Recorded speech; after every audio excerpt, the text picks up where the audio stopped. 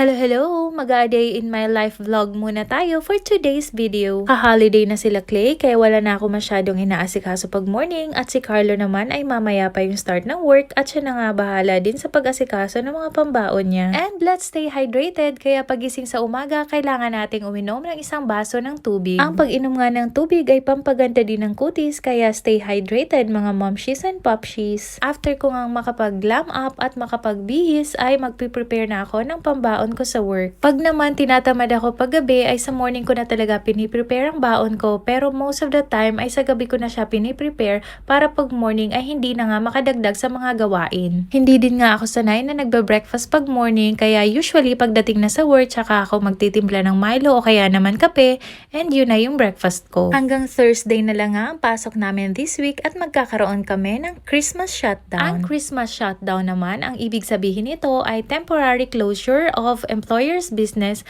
para naman makapag-holiday ang mga empleyado. Yung mga araw naman na hindi holidays ay ibinabawas yan sa annual leave ng mga empleyado. Kaya naman ang iba nating mga kababayang Pinoy ay itinatiming talaga ang pagbabakasyon sa Pilipinas sa ganitong mga panahon dahil may Christmas shutdown and at the same time ay naka-summer break or naka-school holiday ang mga bata. Ang problema lang nga, during Christmas ay sobrang mahal ng plane ticket, kaya ang iba ay ginagawa ang pag-holiday sa Pilipinas after January na. Halos doble or triple na kasi ang pamasahe pa uwi ng Pilipinas pag December, kaya ina-advise talaga na ahead of time ka magpabook ng ticket mo. And bago nga muna ako pumasok sa work ay nagpagasolina nga muna ako ng sasakyan dahil naubos na naman yung pinagas ko the other week. Sabi ko nga sa isang vlog ko na pag nagpa-full tank ako ng sasakyan ay inaabot lang nga yan for 2 weeks. Ang ganda nga ng panahon ngayon at nakakatamad na din nga pumasok sa work, especially pag naglo-look forward ka na sa coming holidays. And nakarating na nga ako sa work at yan nga ay nag-prepare kami ng something for our customers. Nag-bake nga ako ng macaroons at yung kasama ko naman sa work ay nagluto ng salted peanuts